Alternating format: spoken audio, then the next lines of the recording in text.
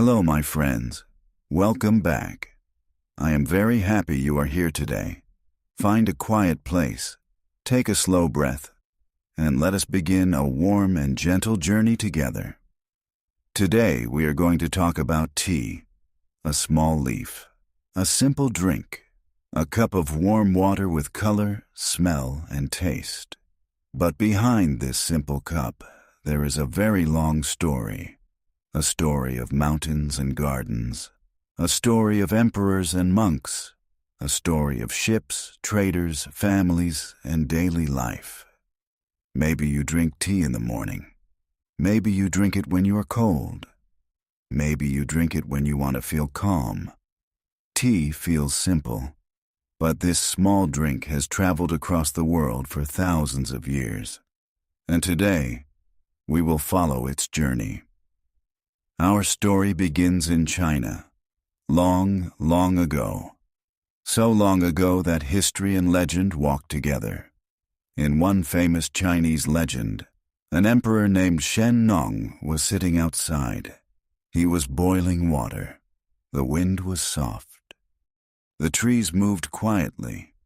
Then some leaves fell into the hot water. The water changed color. It became light brown. The emperor smelled it. The smell was fresh and pleasant. He tasted it, and he liked it. The drink was gentle.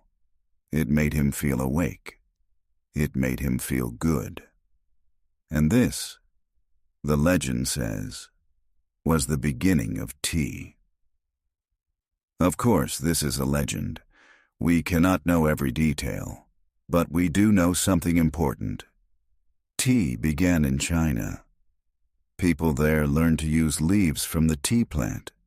The plant is called Camellia sinensis.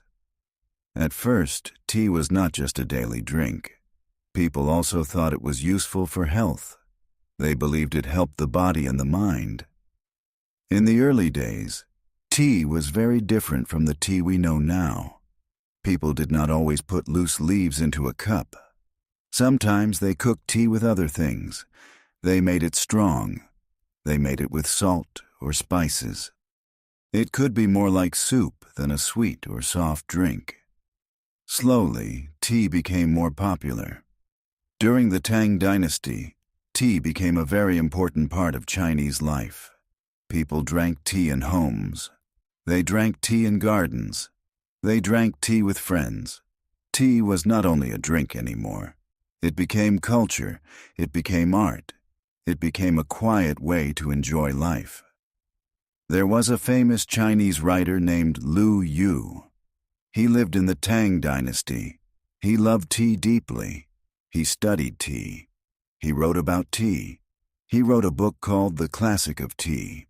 In this book, he explained how to grow tea, how to prepare tea, how to drink tea with care. For Lu Yu, tea was not just hot water and leaves. Tea was a peaceful moment. A person had to choose good water, good leaves, good tools, and a calm heart. This idea is still beautiful today.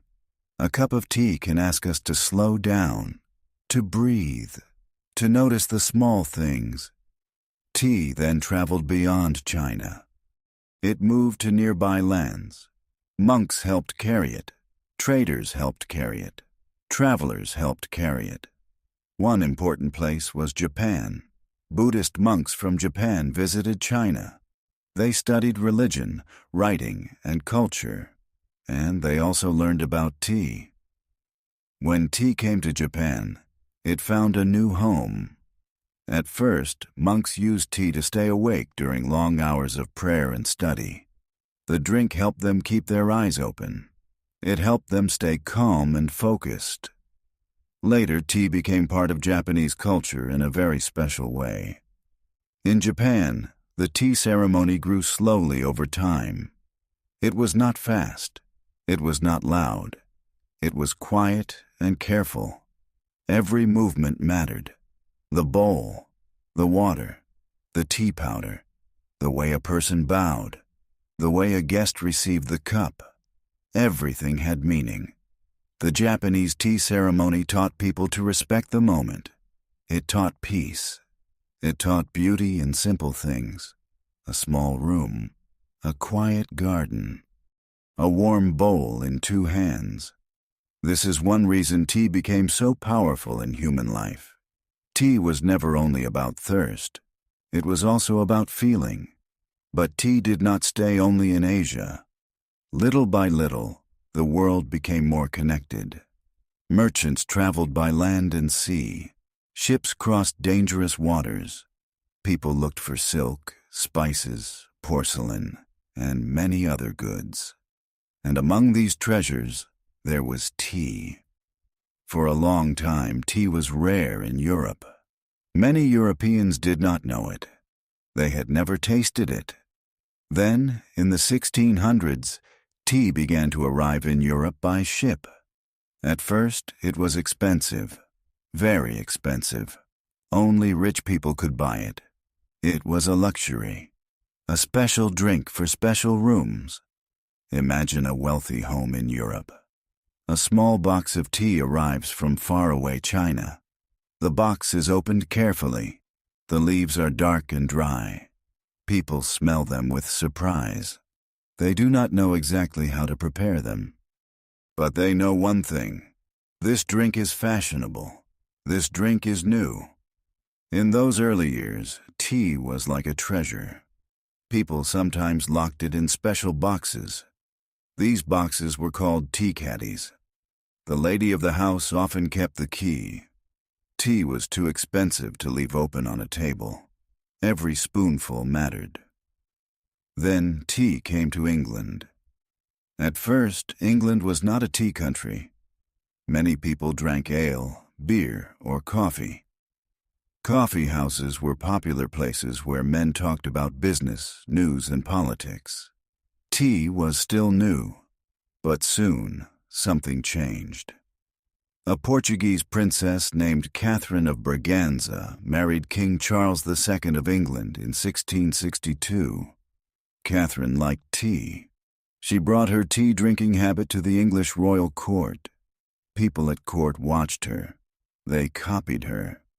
And slowly, tea became fashionable among rich English people. When rich people enjoy something, others often become curious.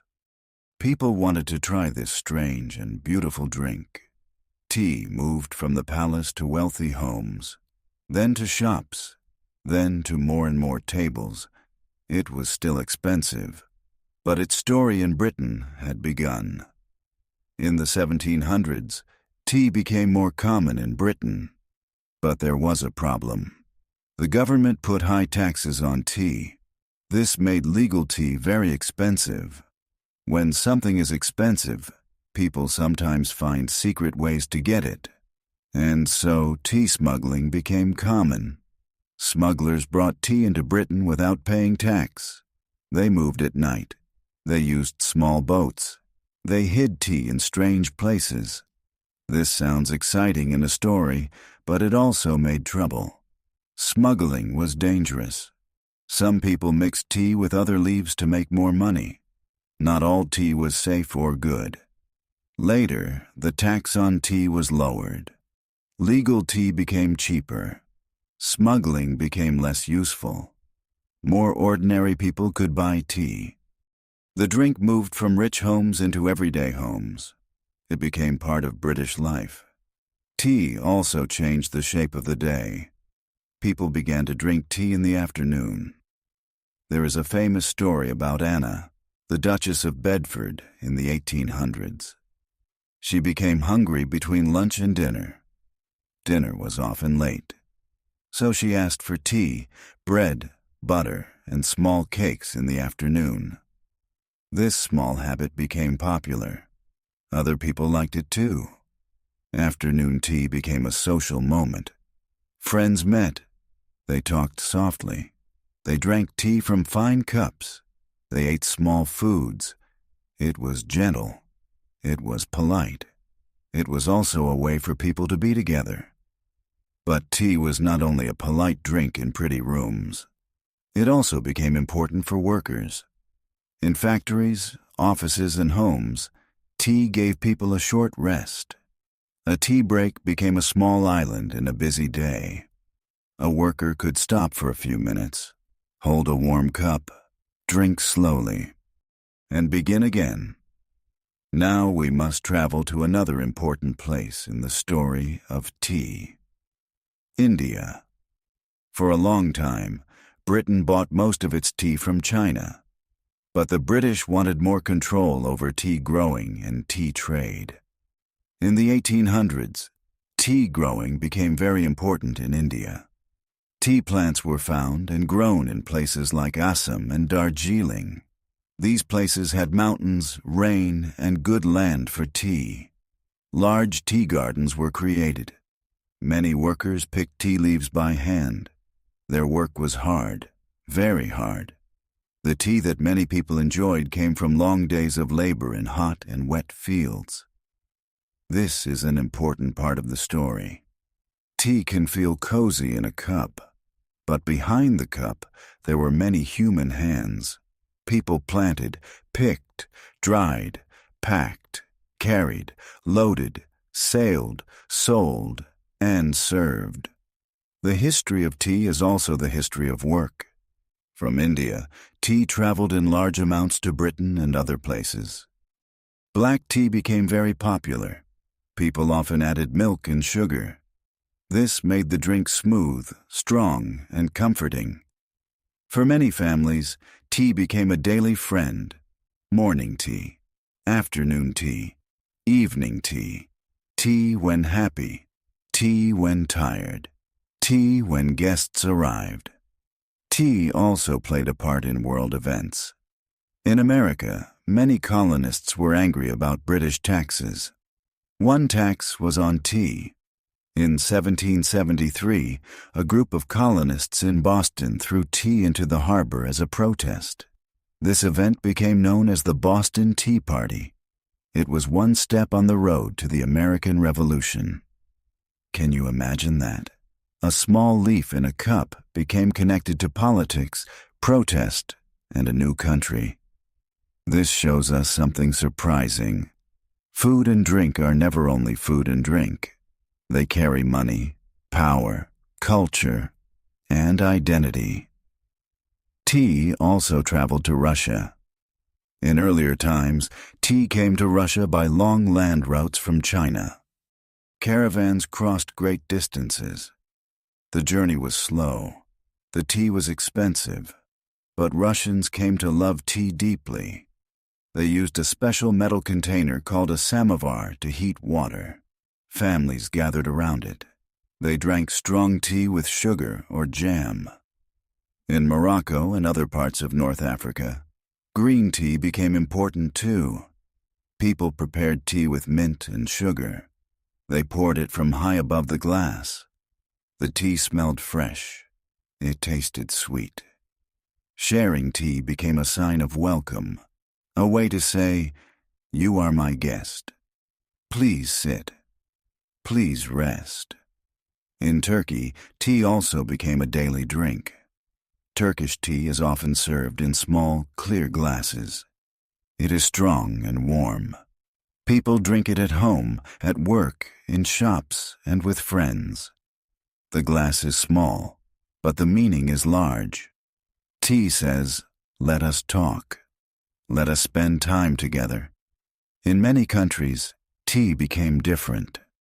In China, there were green teas, black teas, oolong teas, white teas, and many more.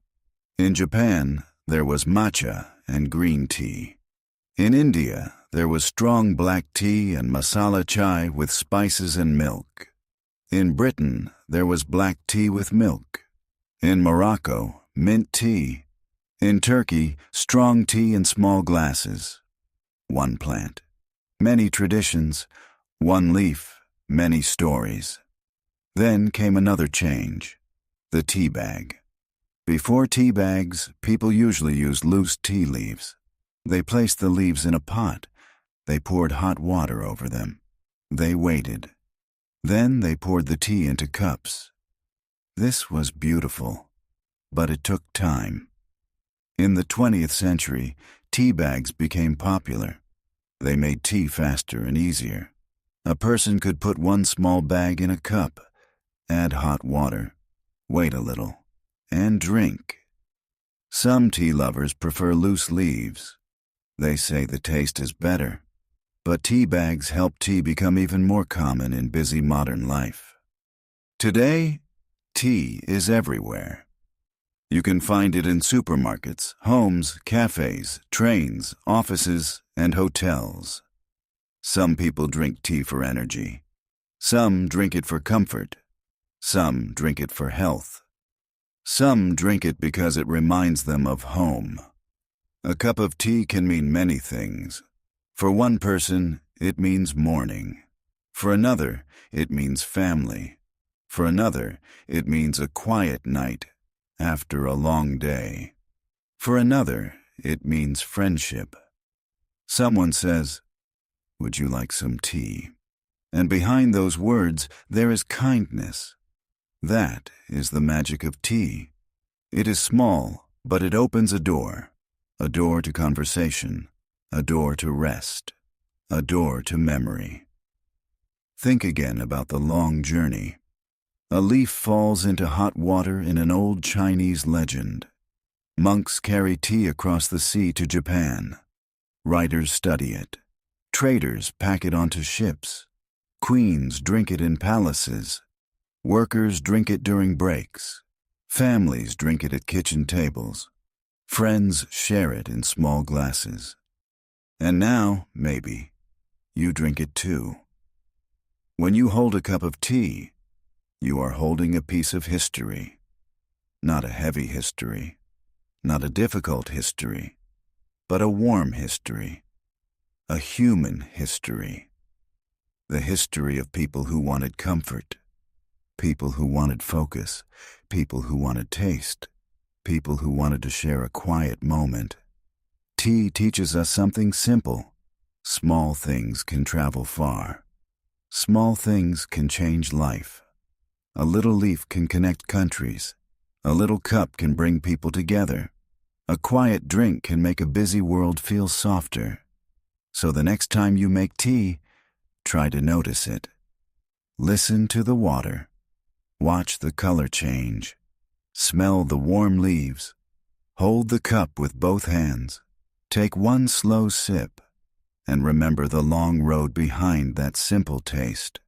From the mountains of China, to the temples of Japan, to the ships of Europe, to the gardens of India, to homes all around the world, tea has traveled for thousands of years. And still, it comes to us quietly, in a cup, in our hands, in a peaceful moment. Thank you for listening, my friends. I hope this story helped you feel calm and helped you enjoy English today. You are doing very well. Every story you hear makes your English stronger. Please tell me in the comments what story you want to hear next. And if you enjoyed this gentle journey, please like, subscribe, and come back for more peaceful English stories. See you in the next story.